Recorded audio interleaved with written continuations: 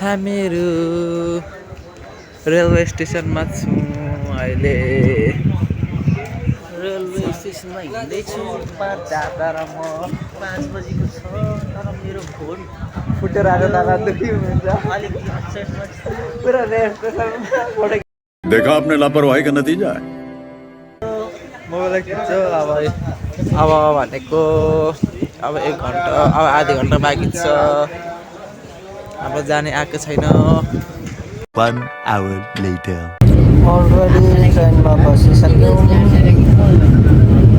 हाम्रो सिट अलि नलाग्ला भएको छ।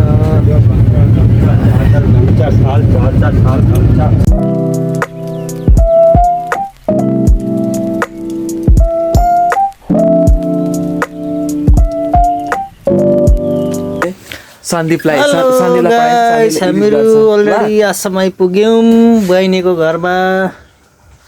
अब यहाँ खानालाई रेडी गर्दैछौँ अनि त्यस्तै छ हौ। अरू के भन्नु छ र। बहिनी हो हाँस्दैछ। अनि हामीले एउटा स्याहार के अरे चरालाई के भन्छ चरा नि बट्टाई बनाइहरि अब यहाँनिर चिसो खाऊँ भनेको अब चिसो खान आँटेको। फाइनली गाइस हामी आसाम रोडको बजारमा आएको छौँ यहाँ कुखुरा किन्नलाई। बिनाजु हामीहरू बिनाजुमा गफ गर्नु छ। हामी यहाँ आएको छौँ आसाम बजार। यस्तो छ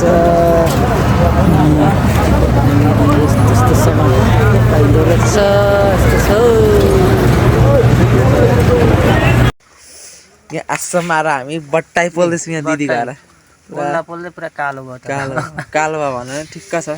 चुलो यहाँ चुलो यस्तो छ है। चुलो हेर त कति राम्रो चुलो उसो पोलेर चट्टसँगले रमाइलो गरौँला भन्ने छ। तरिकाले पकाइँदैछ मसला पाकेको छैन। मसला चाहिँ पाकेको रहेछ पाक्दैछ अब।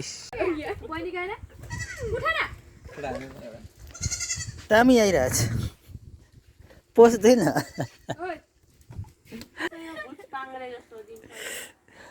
भान्जी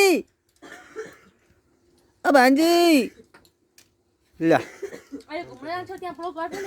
भान्जी यता यता यता यता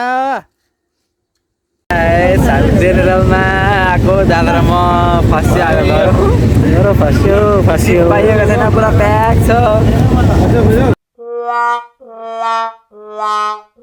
तनाव छ 3 घन्टा बल्ल सिट पाइयो। त पनि एउटा पाइएको छ। अब एउटालाई थाहा छैन केसमा बसेर बसिरहेको छु। ब्याग फुट्यो थाहा छैन ब्याग फुट्ने हो कि डरै मर्दैछ। गाह्रो छ जिन्दगीमा यस्तो गाह्रो हुँदो रहेछ है हिँड्दाखेरि। ट्राभल हो अब मिलेर हिँड्नुपर्छ होइन। टिकट चाहिँ कन्फर्म गरेर फेरि 200 रुपियाँमा आएर